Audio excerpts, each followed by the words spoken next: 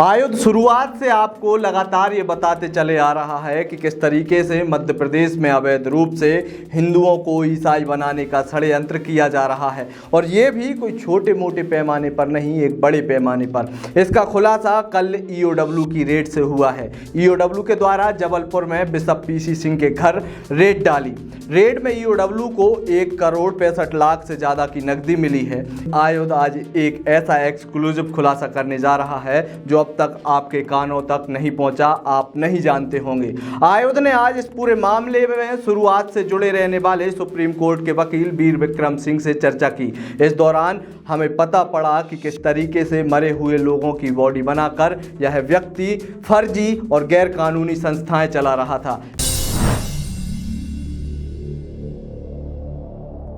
तो हमने फिर इसकी जब जानकारी की तो जो इनका इंडियन चर्चेज एक्ट 1927 जिसके तहत ये आज़ादी से पहले सारे चर्चेज गवर्न होते थे, तो हमने पाया कि पहले इसका सारा मेंटेनेंस जो है वो डिफेंस के हेड पे था। डिफेंस जो है ब्रिटिश आर्मी इनका मेंटेनेंस करती थी, इसलिए इनकी सारी प्रॉपर्टीज, चर्चेज, बड़े बड़े संस्थान आज भी देश के अलग अलग हिस्सों में चर्च एरियाज में, डिफेंस एरियाज में है, कैंटनमेंट में है। और उसके बाद हमने ये पाया कि आज़ादी के बाद 1963 में जो इनकी अथॉरिटी टुवर्ड्स द क्वीन थी उसको रिपील कर दिया गया। बट तब से ना ही भारत सरकार ने इसके विषय में कोई कानून बनाया, ना ही इन्होंने किसी प्रकार का कंप्लायंस जो है इंडियन गवर्नमेंट के प्रति रखा, और अभी भी ये उसी पुराने एक्ट के हिसाब से अपनी चीज़ें चला रहे थे।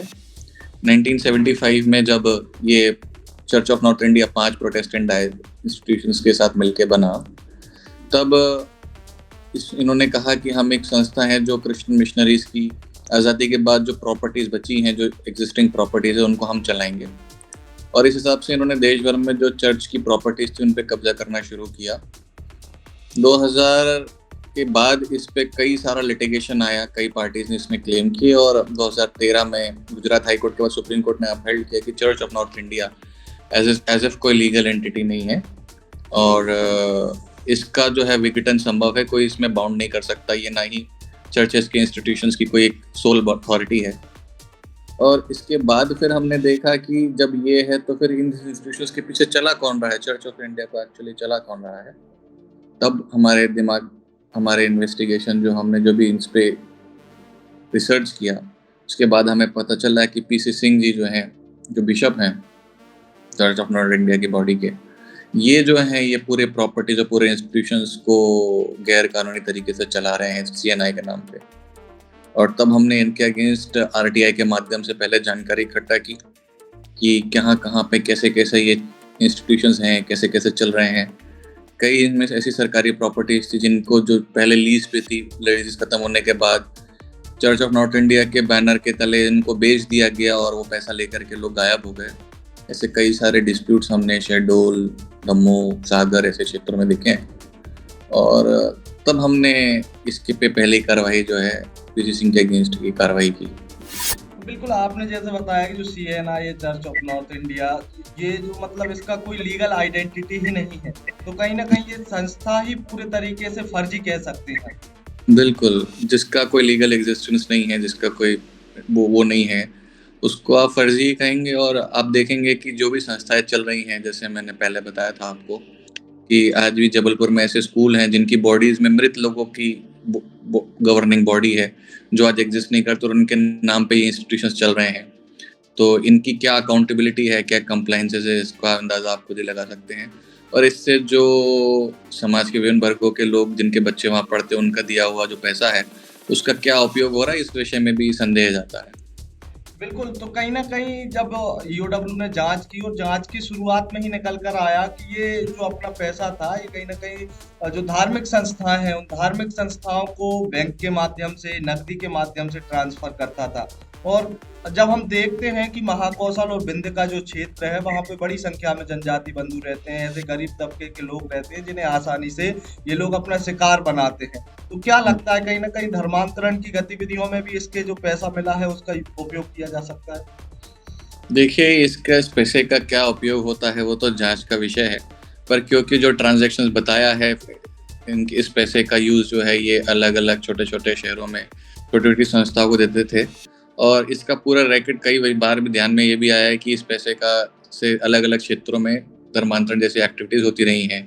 हॉस्पिटल्स के नाम पे, स्कूल्स के नाम पे, अलग-अलग प्रकरण हमारे सामने आते हैं। तो इस बात से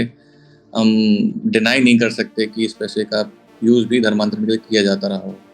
बिल्कुल, आपने अभी बताया कि जो कुछ संस्थाओं की गवर्निंग बॉडी है, उन गवर्निंग बॉडी में मृत जो लोग हैं, उनके नाम से अभी भी वो संस्थाएँ चल रही हैं, तो हम कह सकते हैं कहीं न कहीं भूत उन संस्थाओं को चला रहे हैं। तो इस तरीके की कौन-कौन सी संस्थाएँ हैं जिनमें और लगभग ऐसे कितने लोग होंगे जो मृत हो चुके हैं और वो अभी भी बॉडी में उनके नाम से उपयोग करते हुए ये आगे बढ़ रहा था विषय?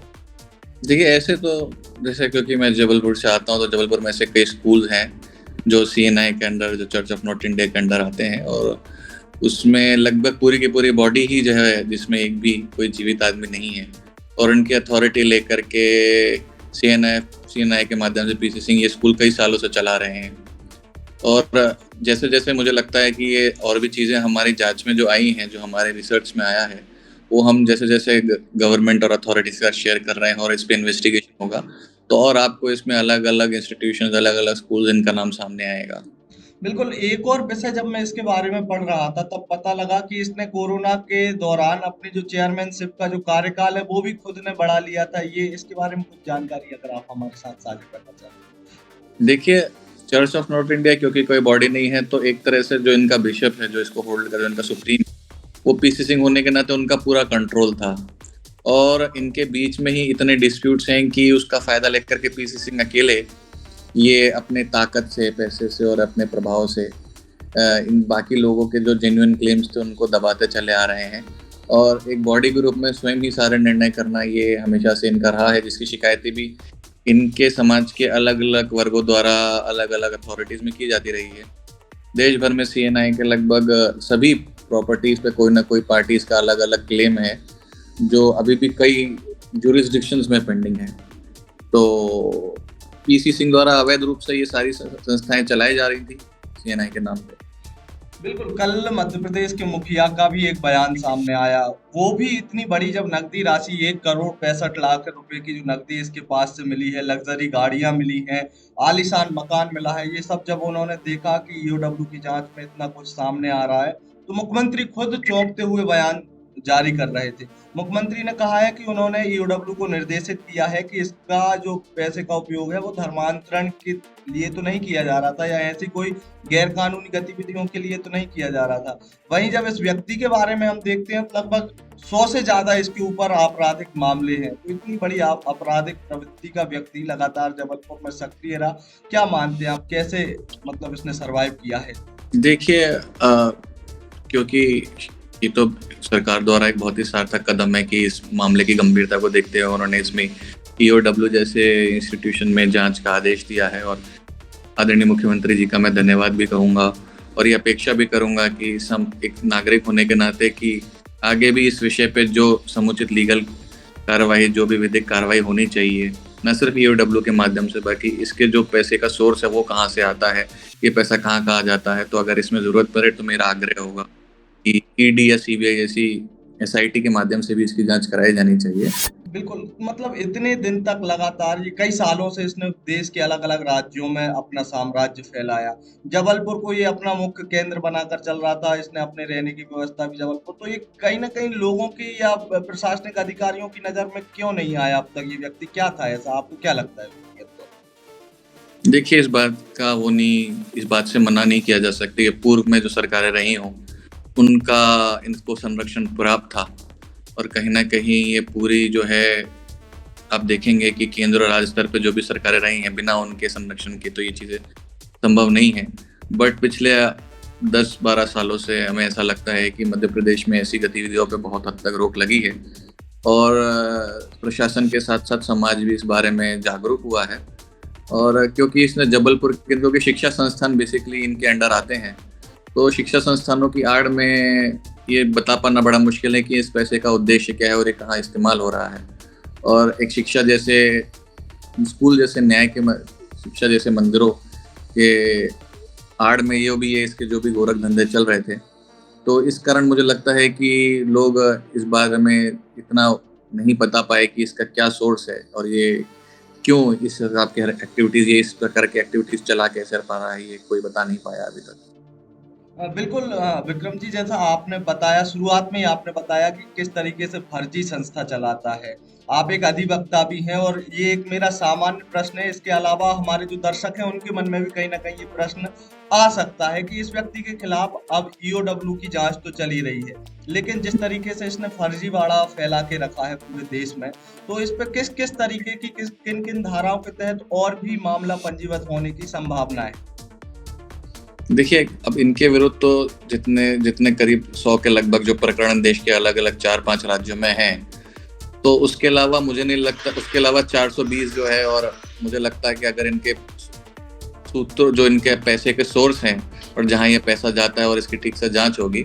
तो उस पे हम ये बता सकते हैं कि किस प्रकार से हो सकता है इन्होंने